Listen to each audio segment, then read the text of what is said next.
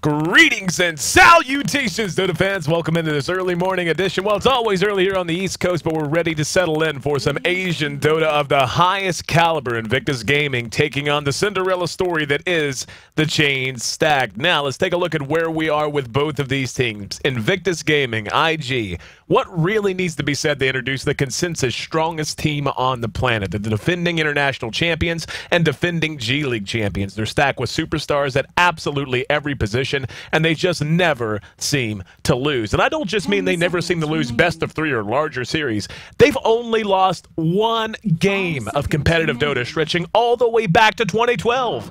All the way back to December of 2012 is the last game they lost, except for the one, which they dropped to LGD International in the G League Finals. G-1, Ferrari, Zoe, Faith, YYF, 5 names, 1 team, one unstoppable force of esports dominance. Today, their opponents, again, that Cinderella story that is the Chain Stack. On the other side, we've got Chain Stack ready to carve out a legend of their own, and in fairness, they're off to a pretty fairy tale start so far. It's one thing to advance in a tournament with 1 upset win, but Chains had to manage 2 to find themselves here in Phase 3.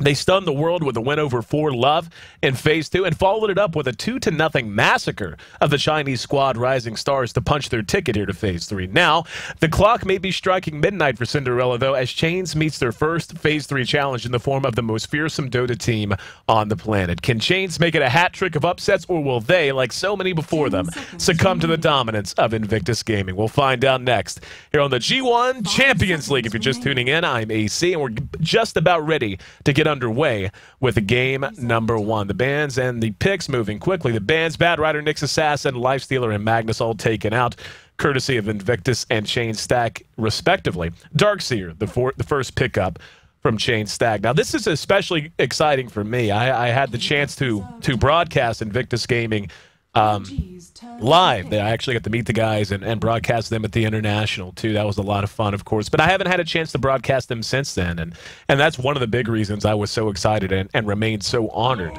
to be a part of the G1 Champions League this season. Get back into doing some Asian Dota and see the amazing talent that these kind of squads have to turn out. Now, if you're not really familiar, or you're wondering why I keep calling the Chain Stack a Cinderella squad, it's because they basically have just come out of nowhere. They're a team headed by Risk, and Aussie, and they're kind of a mixed bag of Southeast Asia Dota players. You know, Australia, Philippines, Malaysia. I think I could be very wrong in that. I do know Risk is an Aussie though, but anyway, they, getting past 4 Love was about as big a deal ever. Like basically them and the Illusion Tai with the big Cinderella stories in phase number 2. The Illusion Tai though just shut down and kind of run out of the tournament.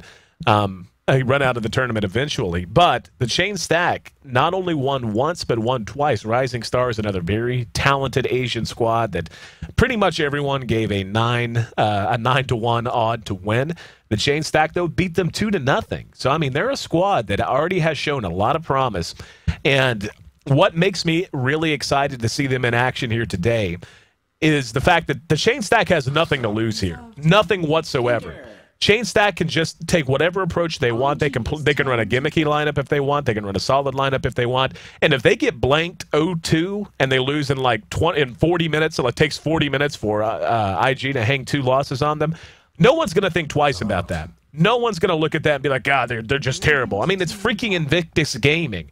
So that creates this really fun situation if you're the Chain Stack. If you keep up with, say, North American college basketball as a good example, they're kind of the Florida Gulf Coast right now of phase 3. If they lose, big deal. Who cares? And this is just one of many games they'll be playing in phase 3, so it's not like they win or go home. So if they lose, it's what everyone expected. But if they win, it's going to put them on a map in a gigantic way. And they can use that. They can use that comfort zone of, well, we have nothing to lose. This is our World Series. This is our International, because we may not get a chance to ever play against a team of this caliber again.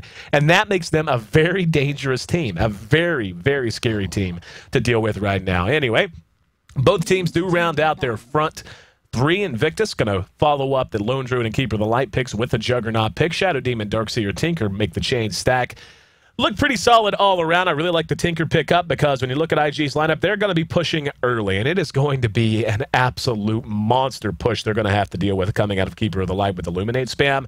Lone Druid with his Bear, Demolish, of course, just mauls Tower, and Juggernaut. Juggernaut is the hero that I'm seeing get a lot more play in all geographic regions of Dota, and it really is encouraging to me. It's something that I am really enjoying seeing because Juggernaut actually opens the game up in a way that a lot of other heroes don't. You can play him as a mid-game damage dealer. You can get a Shadow Blade up on him, go drum Shadow Blade, then he's pretty tanky. It gives you a lot of single target damage, of course, with the bonus damage that comes out of Shadow Blade, not to mention the fact that his auto attacks are just a bit better. His skill set, of course, scales extremely well if you go with that kind of an approach, but he's also a pushing monster, especially whenever he's pushing with a hero like Lone Druid, dropping that healing ward, even if he only has 2 points in the healing ward. It makes the biggest difference in the world. So there's a lot of flexibility in how you build him, a lot of flexibility in how you want to use him, but I don't think it's any stretch of the imagination to say that IG is going to be looking to push really hard early with Keeper of the Light and Lone Druid on the side as well. Now, the chain stack, recognizing that, they pick up Tinker. Very difficult to push into a Tinker at any stage of the game, but especially early on. Maxed out March of the Machines just makes it impossible to stand and fight underneath the tower. Makes it very, very dangerous and very all-in to try and dive under a tower when you know a Tinker's back there. Darkseer, of course, an extremely defensive hero early on. And I mean, Darkseer's just one of those heroes that does whatever you need him to do. He's good. He helps his team out in every way. He's great in team fights. He's great in small engagements. And kind of the same thing with Shadow Demon. I talk a lot about what really makes Shadow Demon a standout hero and why he, along with Rubik, are two of the most highly valued supports by so many teams across the entire planet. And it's the fact that he has the flexibility and versatility to be played offensively or defensively. You can play him aggressively or passively. You can play him under a tower or you can play him as a roamer. And that is going to help out a ton as well when Invictus Gaming comes knocking on those initial tier 1s and tier 2s, trying to exert their dominance on the map early on.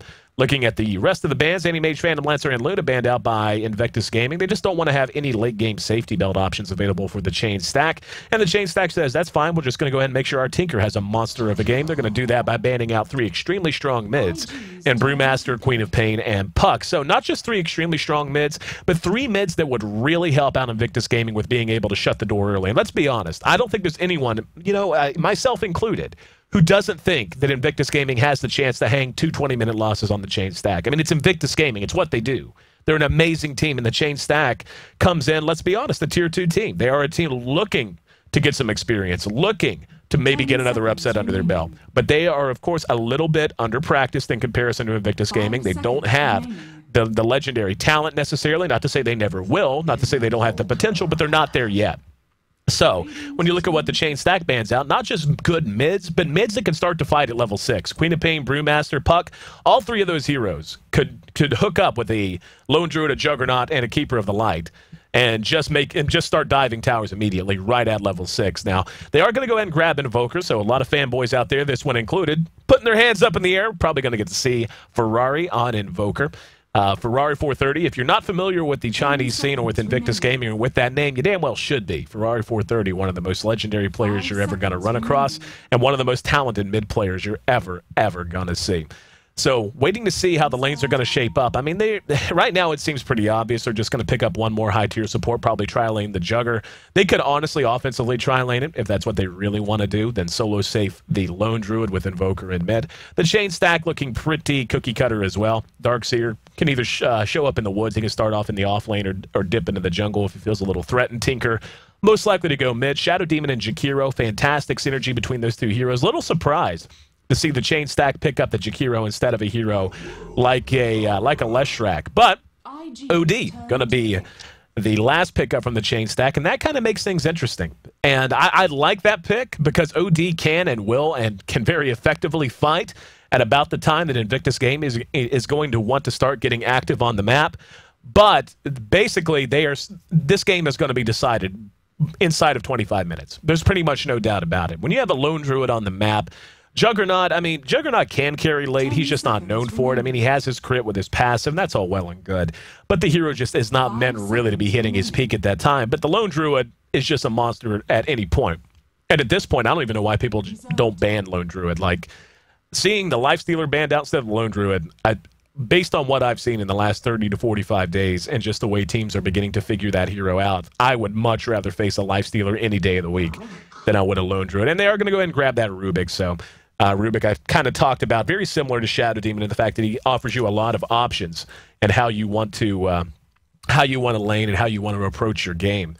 But with the chain stack getting OD, there's just absolutely no potential for them to scale any kind of real right-click damage, any kind of just that one monster hero on into the late game, much past 30 or 40 minutes. So Invictus Gaming with the lineup, just because of the Lone Druid, has a bit more longevity, really solid draft out of them. The chain stack recognizing that that critical time from 15 to 25 minutes is really when they need to have the most punching power, and they put themselves in a fantastic position to do so. Just a matter of if they're going to be able to execute or not. You're just tuning in. Again, this is game one of this best of three between the chain stack and Invictus Gaming. Invictus Gaming, don't think they need an introduction. The Cinderella story of chain stack, though. I ran through it early. I'm not going to run through it again, but you should look into them. They're a team that's worth keeping an eye on, and I love stories like theirs. I get so excited whenever I get to broadcast a game like this because, again, depending on how they want to do this, they might actually, I don't know. Well, we'll wait to see how their lanes are going to shape up. They are going to offensively tri-lane it, and they've actually got Ferrari heading towards the top lane right now. Zoe on the Lone Druid. And we'll see where he's going to wind up. For the moment, the chain stack sticking together in their own jungle. And let's see if they're going to have a chance to spot anyone out.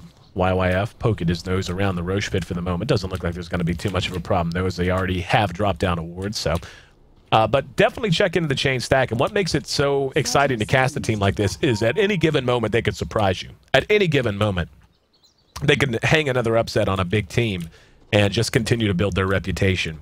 And it's so exciting to get in on the ground floor of something like that. And probably the best example of that would be Dignitas.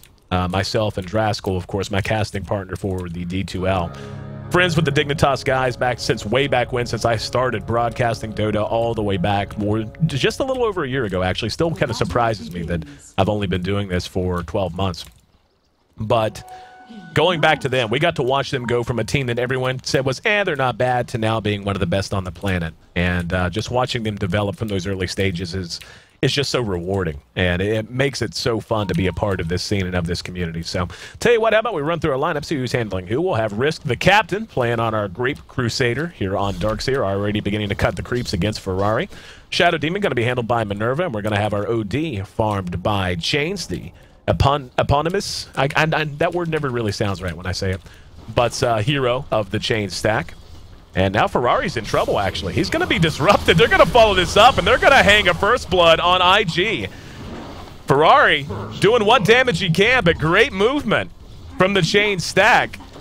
And off to a great start. Remember what I was saying about a team that has nothing to lose? A team that can just play balls to the wall and say, you know what? We take a risk and it doesn't go well, so what? It's Invictus Gaming. They're expected to beat us. Instead, they get first blood on the board, and they're off to a grand start. And holding down Ferrari going to be very important for them in terms of increasing their viability in the mid game, which, again, because of their draft, is going to be the most important part of their entire game. So, Chains down here already under some little bit of aggression out of IG, but for the most part sitting under his own tower, soaking up some experience, and no last hits yet, so he is struggling in that regard. But we can already see, I mean, what can Ferrari do here? He just can't risk being caught out again. Faith has made his way over now and should be looking to help him out. This will free up a little bit of space for him. Would love to continue running through the lineups, but I feel as if action could break out at any given moment here. And yeah, the tier 1 top already down to a quarter health, and there's just not a whole lot that can be done about it at this stage. And we'll see if they're going to continue. Nope, they are going to smoke and move elsewhere. And I was actually just going to say, we'll see if they're going to continue to sit here and just abandon risk to his fate and look to apply pressure elsewhere. Back to this mid lineup, mid matchup, I should say. Only level 1 on Tinker so far. He'll be level 2 very soon. And there it is. And we'll see what he wants to skill, if it's going to be rockets or laser. We've got the 2 from the chain stack have already made their way down. And Zoe is actually heading real close to them. They back out just in time to preserve their smoke. And they may go for this. Zoe down in the river, the bear way up front. Here they go. Minerva shows himself, and now Zoe has to bail. Can he catch him? Doesn't look like he can. Oh, the Ice Path got him right at the tip. Allows the disruption to go off as well. Now here comes the follow-up dual breath. Doing what damage they can. Rockets are there. And 1 laser. That's 2-0. That is 2-0. The chain stack making it look easy. playing without fear and executing when it matters the most. Now, the counter blow in bottom. Chain's going to be eating a Blade Fury as well as a Fade Bolt that will be able to get finally their first kill on the board. But still, 2-1, and they've managed to pick off Ferrari and Zoe both. And now moving these supports around, likely to go ahead and give some attention to this bottom lane to allow their OD a little bit more room to farm. I love it. I'm grinning ear to ear. This is what I wanted to see out of you, Chains, and I feel like, such a fun team to broadcast, playing completely fearless and getting the most out of their lineup against the team that no one expected them to have a chance against. Now, this is all positive for them. Make no mistake, we take an early look. They're off to a decent-ish little gold lead. Not absolutely huge, but they are eking out a bit of an advantage already. But what's going to matter is not their initial goals, but what they're able to do with this. Okay, they've gotten a little bit of a lead now in golden experience. These two supports have been very effective moving around, but they can't just stop there. Invictus Gaming is not a team that you want to get into a grinded-out match with. When you just don't want to be in that situation where the teamwork and the consistency of Invictus Gaming is something you're allowing to flourish. You have to apply pressure. You have to create openings. You have to do anything you can to take them out of their rhythm. Otherwise, they will just grind you out, and they will get a win based on nothing but mechanics and based on, for lack of a better way to put it, skill difference. Not to say Shane Stack doesn't have plenty of skill, but, I mean, let's be honest here. Now, YYF going to be caught out. He's down to half health. He's still running. He's got 3 stacks now, and Illuminate's going to be the counter shot, and they are going to be able to get a kill. Rubik picks off Shadow Demon as he tried to retreat by virtue of the bounce from the Fade Bolt. So what we're left with now is a try-on-try. The offensive try lane out of IG here, I feel like, has a chance to be very, very strong. There is no hard disable at all on their side, though. That's something that's going to be a concern. And you have more than a couple on the other side. You have Astral Imprisonment, you have Disruption, you have Ice Path, not to mention the Slow of Dual Breath. So they're going to be relying a lot on Telekinesis. And one well-placed Telekinesis from Chuan, though, certainly going to be able to get them kills in the right situation.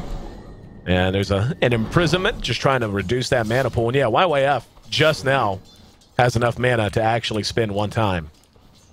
Taking a look elsewhere on the board, Ferrari under his own tower. That tower actually in deny range now. And Darkseer just continuing to cut creeps. I'll tell you what's impressive, though. Ferrari's actually caught up after dying and giving up first blood and how much pressure he was initially. Risk and he are actually tied on top in terms of CS. That is genuinely impressive. And now they're going to go. Here's the TP reaction, though. They may be caught with their hand in the cookie jar. And, yep, there's the Cold Snap on Minerva. Sunstrike going to miss. Not even necessary, though. He disrupts himself, but it's just going to delay the inevitable. And, yeah, a little greedy that time. If they brought an extra hero, I would have been a bit more behind it, but you can't just assume that you're going to get away with that. Against a team like Invictus Gaming, they're going to have their TP reaction. They're not just going to leave Ferrari, of all people, hanging out like that. And caught out being a little bit too aggressive. 2-3 now. Invictus Gaming has added 3 kills to the board and has caught up. Caught up and surpassed their opponents. The gold now moving in their direction, the experience as well. And this is where you have to worry. Again, this is where IG can now begin to settle back and grind it out. And that's not something Chains needs to allow to happen. That's the whole purpose of the OD pick. That's the whole reason you get him instead of another carry. Or another more late game oriented or more all-around carry. You pick him up so you can fight earlier, so you can rely on the pure damage that he can pour out even early on. And Darkseer actually does get a kill on Chuan. In the meantime, Ferrari's being pursued out, and this Shadow Poison being stacked. There's the Ice Path, going to allow them to close some distance. More Shadow Poison. He will be able to make it back to his own tower. But Chains able to get us back to a tie. Make it 3-3. 7 minutes in, 6 kills on the board. Fairly aggressive game out of everyone so far. Soul Ring's done on our Darkseer. He's got his headdress done as well. And working on that mech, of course, now, though. IG looking to get a return kill. Ward's going to go down, and here we go. Chuan shows his face. Telekinesis, Sunstrike. That's twice they've done that, actually. And Chains will imprison himself. Buys a little bit of time. Oh, wow. YYF just going to be ulted to death. And Chains will end up dead here eventually. They'll track him down, surely. Making his way over to the jungle. He's going to try to TP away, but... Yep, there we go. It's actually a little... What I'm really surprised by, and it's robbed them of at least one kill and actually cost them a death there, is the miscommunication between Ferrari and Rubik, between G-1 and Ferrari. G-1, using telekinesis, is throwing these heroes, and it's twice he's done it, throwing him away from a Sunstrike. So I'm not sure if, what the problem is. If Ferrari's just so active on the map that he's recognizing it and pulling the trigger without even being alerted of it, so G-1's not assuming Ferrari's going to be a part of the engagement. But here's the telekinesis on the Tinker. Here comes Zoe as well. Little body action and cold snap. Now, though, the root actually cost him that time. The root actually cost him the potential for that Sunstrike to land, but they do get a kill. And Tinker's not a hero they can really afford to lose right now. And this is exactly what they need to be doing. They're moving a lot. They're trying to find any openings they can against Invictus Gaming. And this is the right call, but it is going to have... You're going to wind up with situations like that where you're just moving to the wrong piece of real estate. And now just the keeper left alone to grab some levels. He is now joined by Ferrari. Ferrari, it has gone pure Exord. 1 point in the Quas and Wex, the rest into Exord. So you will be looking to deal out a lot of damage. Now some movement from Minerva and Legendary, both making their way through the Radiant side jungle. The rest of the lane's relatively quiet, but we may see some pressure applied here. Faith is probably going to TP someone in, and yep, he is.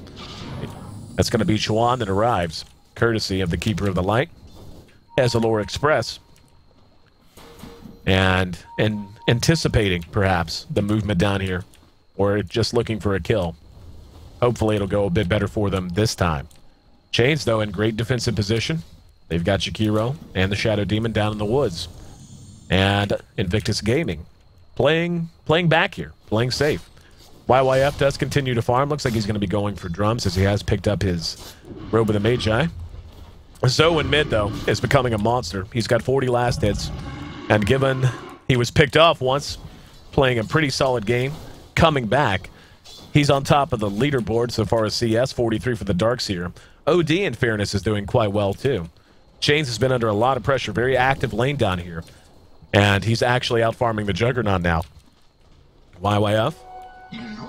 Now one-on-one with Risk. And more movement. But so far, not a whole lot to show for either side. 9 kills on the board, 10 minutes in. Taking a look at the bear. Nothing on it. We'll see what Zoe's going to pick up here. He could go Midas if he really just wants to play an ultra-safe sort of an approach.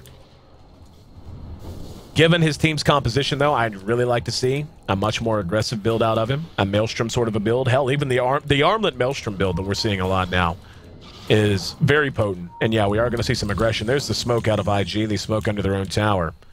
And this could go very badly for Chains. Ferrari's there. He's at full health. He's got his 3 teammates running through now. And this is likely to be a very strong dive. And the smoke's actually popped. And there we go. They spot out Legendary.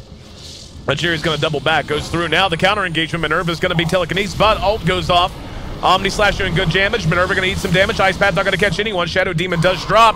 Off goes the ulti from Chains, but just not enough damage out of it. Just not getting enough damage out of that ult right now. Risk is going to surge himself under his own tower. Oh, Chains going to eat that Ice Path, though, from Legendary. Buy some time. He's fresh back.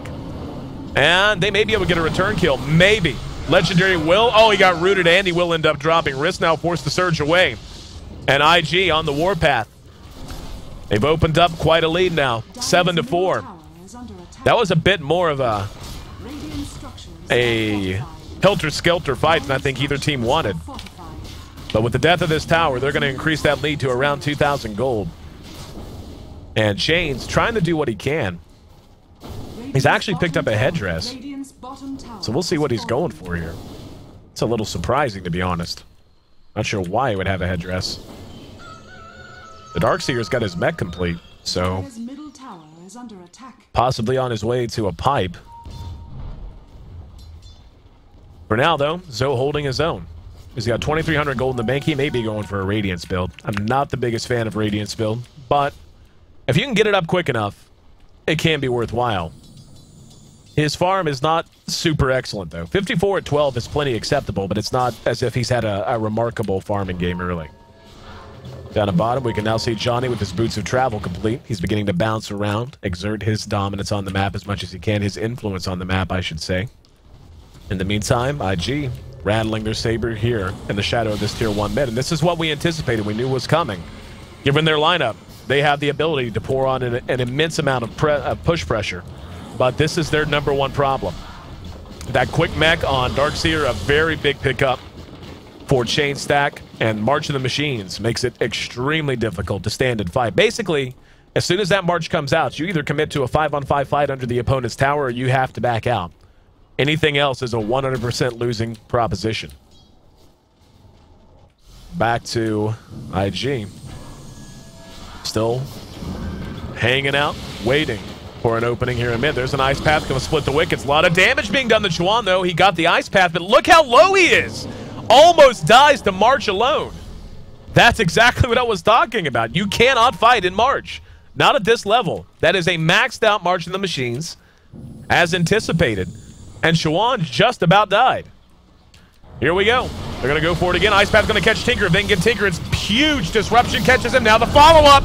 And Johnny forced to run away. Mech going to get everyone back in fighting shape, but the team has to retreat. Risk has to surge away. And Johnny's still being pursued. Omni Slash is there if he wants to know. Ice Path going to catch him as he tries to retreat.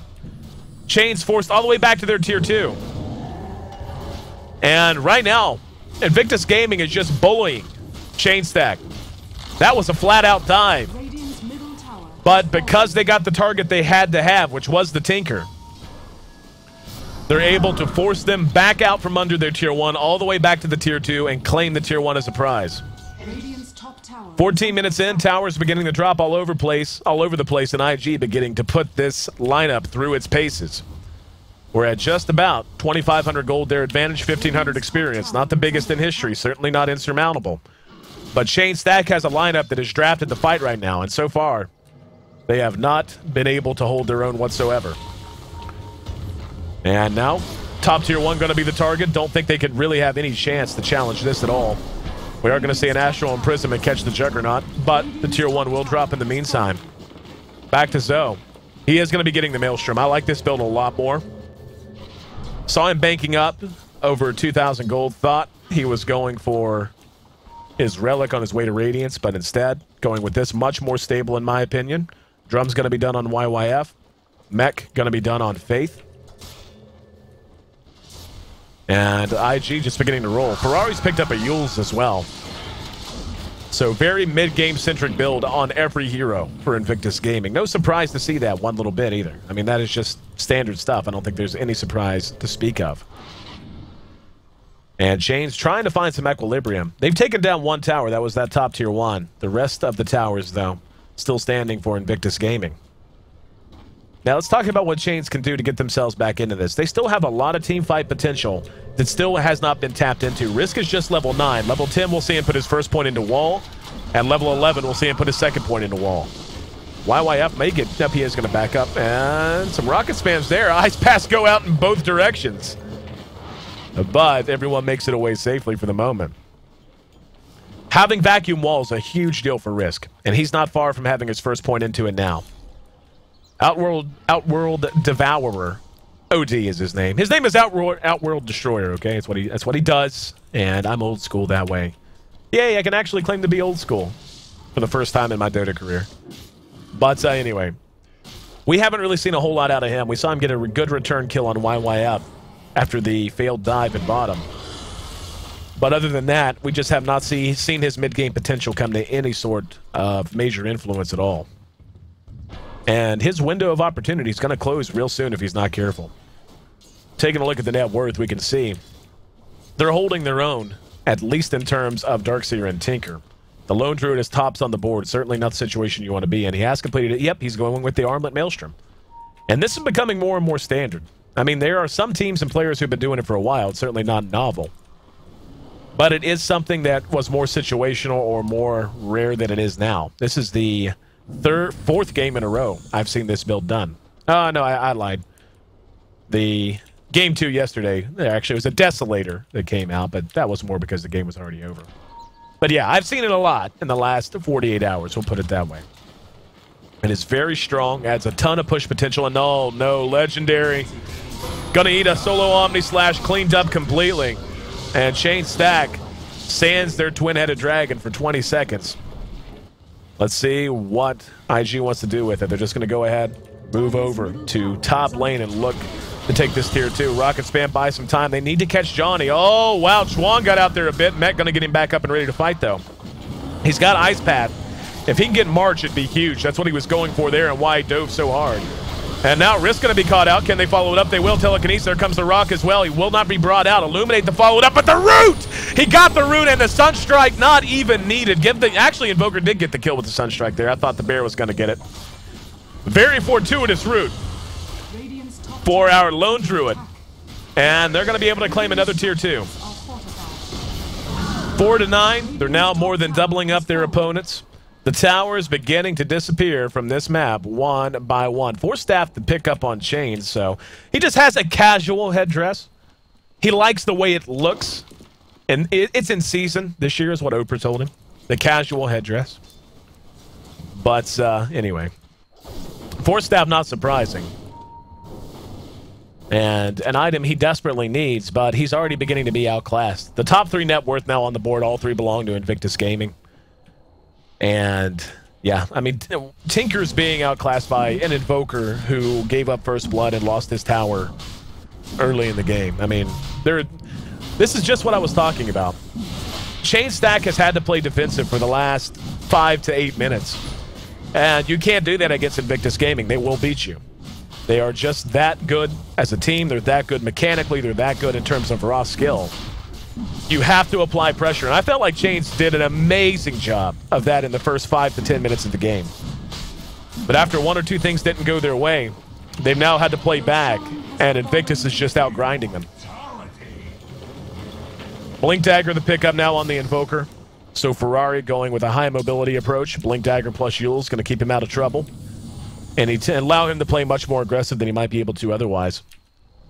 The rest of the inventory on the side of Chains, quite barren at the moment. Tinker has Bottle, Bots, and his Soul Ring at 20 minutes into the game. Taking a look at the CS. I mean, he's sitting on top in terms of CS, 94 to 99, but this is what you can do. And one of the things that makes Lone Druid such a high-value pick and such a hard hero to deal with is there are 2 ways to get him ahead. I mean, he's not known necessarily as a guy who's going to get a lot of kills early on. Juggernaut is a hero who can snowball really quickly that way. But what a Lone Druid can do is say, okay, I can either just farm my butt off and just have an amazing game in terms of CS, or I can just start to push with my team and I'll just get ahead because you have no towers up anymore. Because I've picked up 6,000 gold advantage on you from nothing but towers. And that's the case here. And his team's not really suffering in terms of levels for it either. And now, oh no, another root gonna catch Legendary. And Zoe patting that Spirit Bear on the back. Good boy. Rooting down the twin-headed dragon. Oh, Johnny gonna eat an Omni Slash. Now the follow-up, and yeah, with Johnny down, they can't defend. Does he have buyback? He does not. That hurts. They honestly, there's no doubt they're getting the tier 2. They may push to tier 3. Johnny is the only thing that has kept Chain Stack alive so far. Just the strength of March of the Machines. With him down, yeah, Tower's down. He's down another 20. Yep, here we go. No surprise to see this at all. They're just going to rush the tier 3. It's going to drop, no doubt about it. The Bear with Armlet plus Maelstrom. Aegis up on Zoe. They don't, just not caring at all. Standing in the macro pyre because his feet are cold. And that's going to be our first set of racks. And it wouldn't surprise me to see Chains called GG right now. There's just no chance they can possibly win this game now. The Lone Druid's too far ahead. They don't have any late game carry potential worth mentioning. And they actually leave the ranged rack standing because why not, I guess. They could have stood and fought that easily.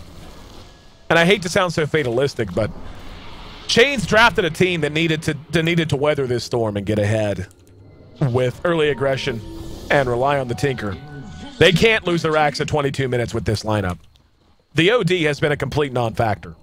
He has been absolutely a non-factor. And now, IG not done yet. They've got an Aegis, and they are ready to roll. Looks like Ferrari will be getting himself a Hex. He's got his ultimate orb on the way to that. YYF has added a Yasha to his inventory to go with his drums and phase. And Oh, good vacuum right into the ice path. Return ice path, though. There's the macro pyre. Will they engage? Deafening blast isn't in anyone, but they are eating some damage. Risk will be cleaned up, though. And yeah, they're just too tanky. They're too far ahead. This wasn't a bad engagement out of Chains, but they just don't have the damage. And Darkseer's going to buy back. Don't know that it's going to matter much. Another good ice path out of Legendary. He's been hitting his skill shots for the most part. Return, though, comes from Rubik. But, yeah. We take a look at the hero levels. Lone Druid way up top. Everyone else basically outclassed except for the Darkseer. Net worth. Lone Druid on his way to doubling up the highest farmer on the side of Chains. They just lost too much map control early. They started out so well, too, is what's disappointing. Getting the first 2 kills on the board. A really well-executed gank on top and on mid. But they got into a grinded out fight. They tried to outgrind IG. You try to outgrind IG 99 times out of 100. I don't care what team you are. This isn't just saying that Chains is not a good team. Most teams on the planet, and by most, I mean 99% of them, in this matchup, have to play a much more aggressive lineup or a much more aggressive style and not get into a grinded out match with IG. These players playing together now for a while. And that's the other extremely difficult thing to deal with again, when you take on a team like IG. It's one thing that they're as good as they are. It's one thing, you know, that they have so much individual talent. But they're so experienced now as a squad, playing as a 5-man cohesive unit, that their communication is going to be better than just about anyone's. Winning on stages like the International, on stages like G League, they've been there. And especially for an online Phase 3 qualifier, this is not going to phase them at all. This is going to feel very comfortable for them. Here we go. Tier 3 bottom going to be the target. A lot of spam on both sides, but IG feeling relatively unhampered by it. That bear just going to work. So now eating a little bit of damage. March the Machines, good vacuum though, brings them together. Follow up the wall way too late. YYF might end up dead. No, Minerva gonna be cleaned up. The macro pyre is down, quickly fades though. And they're gonna re-rush this. Yep, now they're gonna end up on the racks, just slowly sidestepping the wall. That was a decent wall out of Risk, but the vacuum, or decent vacuum I should say, the wall just way too late. Second set of racks goes down and the GGs come out. 25 minutes it took Invictus Gaming to prove what everyone already suspected, that they remain a terrifying team for anyone to deal with.